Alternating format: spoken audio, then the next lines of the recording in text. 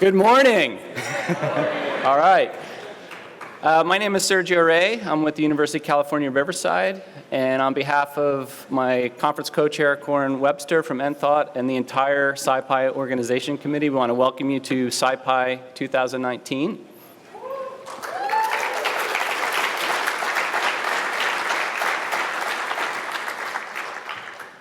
So this is the best SciPy yet, just like an iPhone. It's the best one ever. It's not the thinnest, however, it's the fattest, which is a good thing in this case. We have very impressive demographics to give you an overview at. The conference has grown exponentially. My first SciPy was in 2003 at Caltech, and there were maybe 50 people there. So this is fantastic to see the breadth and the numeric growth in our community. We're over 875 attendees at this year's SciPy, and we're at capacity for the place that we're at, and we'll touch on some of the growing pains that raises later on, but it's a really good sign. People attended the first 2 days of tutorials, Monday and Tuesday, over 485 of you. Hopefully you enjoyed the tutorials, those of you who did. I did. I gave them, but I also enjoyed sitting in them. They're a fantastic opportunity. If you want to come back next year, if you're attending for the first time today, please consider coming to the tutorials. They're wonderful experiences. We have people staying to Saturday and Sunday when we'll do the sprints. We have 250 people officially participating in the sprints at last count. You're more than welcome to get engaged in the sprints. They're really good opportunity if you've never sprinted before to get exposed to open source development in a very welcoming community. I learned about sprinting by sitting in a tutorial that Corin taught many years ago on how to sprint, and it's been very helpful for my career in terms of programming in my own research. So please come to the sprints if you are here on Saturday and Sunday. The scientific program consists of 3 days of talks starting today. We have 3 keynotes that start each day, and then series of sessions that are parallel, three tracks of sessions. Total 63 talks will be given over the course of the next 3 days. We also have a large number of posters. You'll see these on the sides. And tutorial sessions, we had 28 of them. We have 19 financial scholarships recipients who are participating because of the generous support of our sponsors, and that's wonderful development. And we have a new mentorship program this year with 55 students who have one-on-one meetings with volunteer mentees from the community. And this is a conscious effort to try and continue to grow the community and the next generation of scientific programmers using Python. We also have had wonderful success with our teen track program. So there's 30 teens going through again this year. You'll see people who look a lot younger than me walking around, participating in the sessions, and being part of our community. We have over 350 organizations and universities represented in our attendees base, and over 350 of you are first-time attendees. So let's give a hand to the new folks.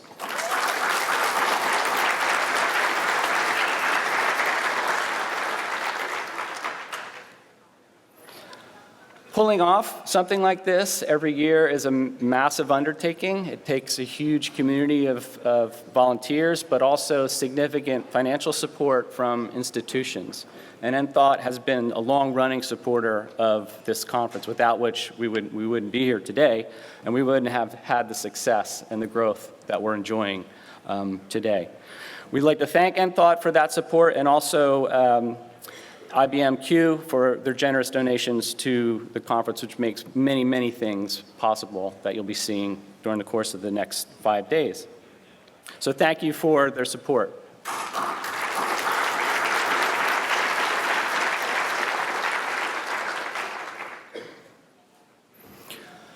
It's a busy conference. There's plenty to choose from. You have an embarrassment of riches and have to make some tough choices about you can't be in 2 places at one time. And there's a lot of us here, which is a great thing, but we'll be hitting some capacity constraints. So hopefully we can work around the high density in certain positions. So be cognizant that there are a lot of us here at the meetings. Be patient with one another as we're trying to get from session to session. Try not to overcrowd the rooms, i.e. blocking the exits or sitting on the stairways when the seats are all at capacity in the rooms. We don't want to create a fire hazard. I'm from California, and I just spent a couple days in the earthquake, so I'm sensitive to emergency conditions. So please try not to overcrowd the conference rooms and the spaces. To get engaged on virtually, you can use the Twitter hashtag SciPy 2019, and there's a Slack channel, Slack workspace, SciPy2019.slack.com, and there's a bunch of channels in there for different threads in the program. So please make use of those resources. The Wi-Fi is now ATT Conf. That's the wireless access name. And the password is posted on the Slack, but is also available at the SciPy registration desk if you can't get it otherwise. Okay? We had a glitch with the Wi-Fi the first day. Hopefully it's ironed out by now, and that's the fix. Use the Build Your Own Agenda page for the program to help you optimize your routing through this rich ecosystem that we have here. At 10 a.m. this morning, there'll be a book signing, Pandas for Everyone by Daniel Chen in the foyer. So be sure to get your book signed. Lunch, 12 from 1:30 today. There's recommendations for the fantastic diversity of restaurants in Austin. Hopefully some of you have already been sampling. Check the website or talk to a local. There's also themed lunches today on open source communities, Python and education, reproducibility, diversity, equity, and inclusion in open source, and Python and engineering research. You can sign up in the library. These are pay your own at the lunches, but it's a way to get engaged with these different groups and interests. We started, I think, 2 years ago or last year, SciPy Tools plenary session, which will be held today at 1:30. And the idea behind this plenary is to have members from the key packages in the SciPy stack give an update of what's going on with those packages so that the attendees can get a overview of the recent developments. Okay? So that's 1:30 this afternoon in the Zlotnick Ballroom. A perennial highlight of the conference, at least for me, is the most entertaining part of the conference, are the lightning talks, 4:30 to 5:30. You can sign up if you want to give a lightning talk on the sheet on the M2 lobby area. There's a board there. You can sign up. The lightning talks, for those of you who aren't aware of them, they're short snapshots of a project you may be working on, or a project that you're thinking of doing on, and you want to get exposure to that to a broader community, right? And they're very, very entertaining, or they have been in past years, so the pressure's on for keeping the bar high. There's a job fair and poster session at 5:30 p.m. will start. Okay, you see some of the posters around the side. Please make time to check out the posters. We have the most posters we've ever had this year.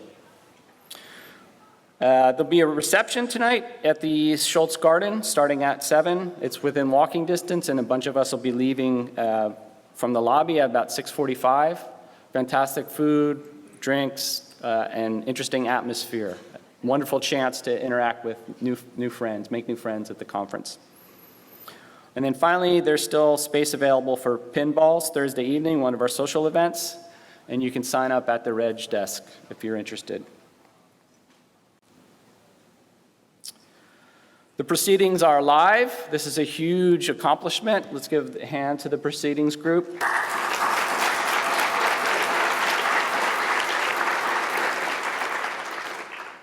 And you can go check out the results of those efforts. We do have a code of conduct for the conference that we've been refining over the years, and it's really a community-generated document, so we're very proud of it. We feel it's critically important. You all agreed to this when you signed up for the conference. If you see a violation of the code of conduct, you can contact either myself or Corn or Melissa Mendoza. Melissa, can you stand up so they can see you? And the code of conduct is how we expect people to participate in a productive way and create an environment that everyone feels welcome and their contributions can be valued. Okay, so this is the purpose of the code of conduct.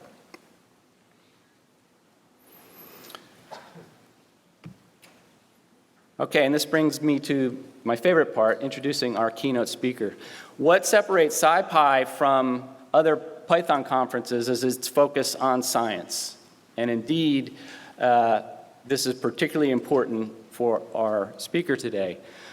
We'd like to make a distinction between the so-called hard sciences, biology, chemistry, physics, and so on, and the truly difficult sciences, the ones that deal with human beings, okay, the social sciences.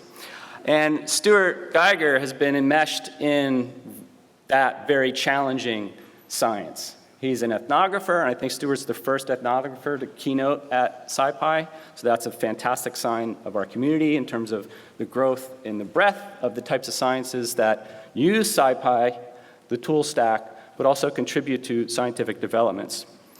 So Stuart's going to share with us some of the work that he's been doing with his colleagues at the UC Berkeley BIDS Center, looking at issues having to do with onboarding of community members into a scientific project, the rules of governance for scientific projects, some of the challenges in terms of people getting burnt out, not getting attribution, the sustainability of projects from an ethnographic perspective.